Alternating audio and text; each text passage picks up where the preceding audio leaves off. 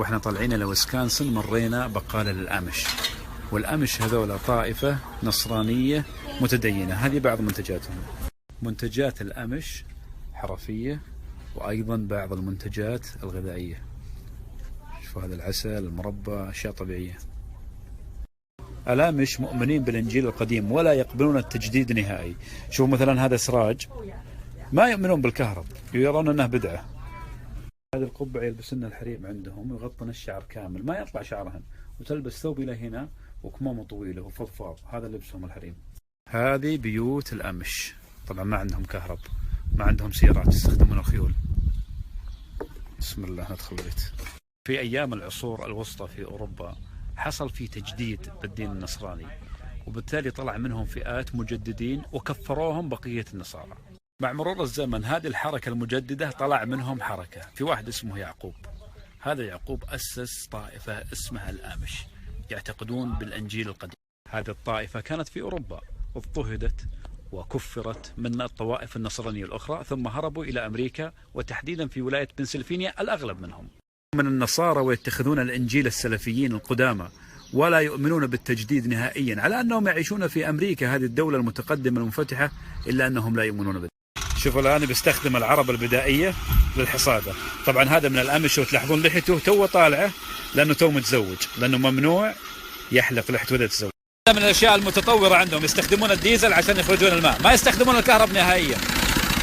فالحين دخلنا إلى داخل بيوت الأمش، ما في كهرباء، ما يستخدمونها. نشغل حنا التريك. يعرضون بعض منتجاتهم، العسل والبيض وغيره. يتكلم معنا باللغة الإنجليزية، ولكن هم بين بعض يتكلمون لغة اسمها الداتش الألمانية. شوفوا هذا فرنهم يستخدمون الحطب. غسالة الملابس طبعا شوفوا على الموتور، لا يجوز استخدام الكهرباء، ممنوع نهائي.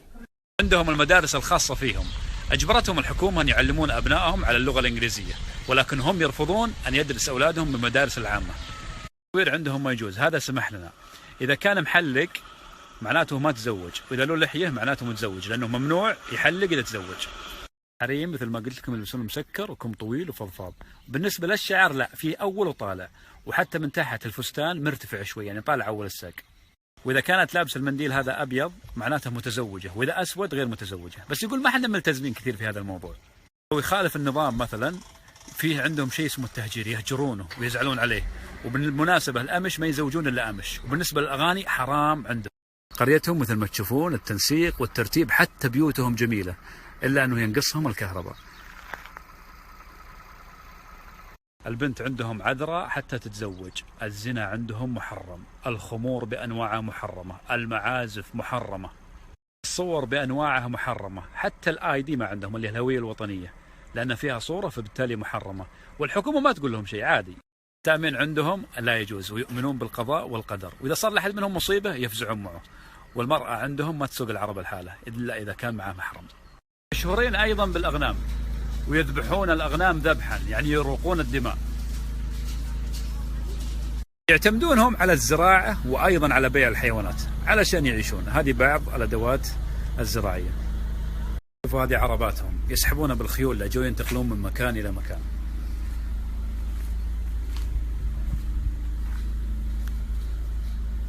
يستخدمون الهواتف النقالة أبدا، والحكومة تضع لهم هواتف قريبة من القرى إذا اضطروا إلى ذلك. وبالنسبة لقبورهم لا ترتفع عن الأرض ولها شاهد بالطبع. عن هذه الماكينة، وقالوا هذه على الديزل فقط ولإنتاج الحليب. والمرة اللي تسولف عليه هذه عندها 10 أولاد، وتقول ما عندنا في الأمش تحديد النسل. إذا كانوا بيسافرون ويزورون أقاربهم في ولاية ثانية يستخدمون السيارات والباصات والقطارات. وبشكل عام في جميع الأديان ليس الجميع ملتزم التزام تام. الأمش طيبين جدا، ويعيشون هنا بحرية وسلام، والحكومة لا تضايقهم نهائيا.